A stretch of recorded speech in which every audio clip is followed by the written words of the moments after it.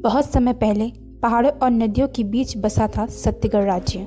यह राज्य हरियाली, मंदिरों और खुशहाल लोगों के लिए प्रसिद्ध था। किसान भरपूर फसल उगाते, व्यापारी दूर दराज देशों से सौदा लाते और लोग शांति से जीवन बिताते। इस समृद्धि के पीछे केवल एक ही कारण था, उनका राजा विक्रम। राजा विक्रम केवल वीर योद्धा ही नहीं, बल्कि दयालु और दानी शासक भी थे।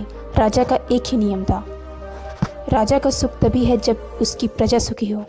धन का असली मूल्य इसे दूसरों में बांटने से ही है। यही कारण था कि जब भी कोई गरीब, दुखी या पीड़ित दरबार में आता, राजा उसे खाली हाथ नहीं लौटाते। कभी अनाज देते, कभी सोना, कभी कपड़े, तो कभी अपनी जमीन तक दान दे देते। लोग उन्हें प्यार से दानवीर विक्रम कहने लगे। एक दिन राज दरबार में एक वृद्ध साधु आया। उसकी लंबी दाढ़ी थी, कंधे पर झोला लटका था और हाथ में कमंडल था। उसने राजा को प्रणाम किया और बोला, महाराज, मैं दूर दूर के देशों में गया हूँ। सब जगह आपकी दानशीलता के किस्से सुने हैं, लेकिन एक बात जाननी है, क्या आप वास्तव में अपनी सबसे प्रिय वस्तु भी दान कर सकते हैं? दरबारियों ने आश्चर्य से उसकी ओर देखा। साधु की चुनौती साधारण नहीं थी। राजा विक्रम ने साधु की बात सुनकर कुछ क्षण सोचा। दरबार में गहरी खामोशी छा गई। मंत्री मन में सोच रहे थे, सबसे प्रिय वस्तु जरूर सोना चांदी होगी। रानी सोच रही थी, शायद महल या गहने। सैनिक सोच रहे थे, शायद सिंहासन। लेकिन राजा ने धीरे से कहा, साधु महाराज, मेरी सबसे प्रिय वस्तु न सोना है, न सिंहासन, न महल। मेरे लिए सबसे प्रिय है मेरी प्रजा का सुख। पूरा दरबार चौंक गया। साधु मुस्कुराया, सत्य है तो इसे सिद्ध करके दिखाइए। क्या आप अपनी सुख, अपने महल और यहाँ तक कि अपनी गद्दी भी छोड़ सकते हैं? राजा ने बिना हिचके उत्तर दिया, हाँ, यदि मेरी परीक्षा है तो मैं सब कुछ छोड़ दूंगा। प्रजा का सुख मेरे लिए सबसे बड़ा दान है।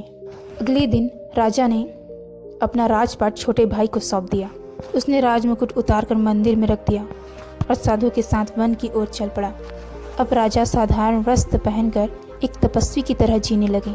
राजमहल में लोग हैरान थे, कौन सा राजा अपना सिंहासन इतनी आसानी से त्याग देता है? वन का जीवन कठिन था।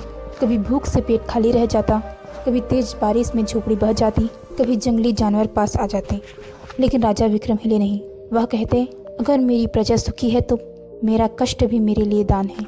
कई महीनों बाद राजा ने साधु से कहा, राजन, मैं कोई साधारण साधु नहीं हूँ, मैं देवताओं का दूत हूँ।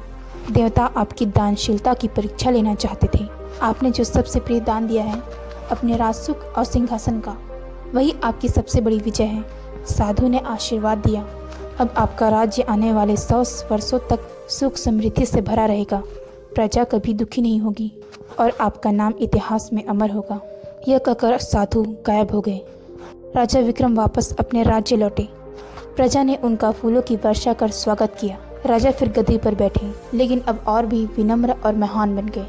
सच्चा दान वही है जिसमें हम अपनी प्रिय वस्तु का त्याग करें। राजा का धर्म अपना सुख नहीं, बल्कि प्रजा का सुख है। त्याग और करुणा से ही महानता जन्म लेती है।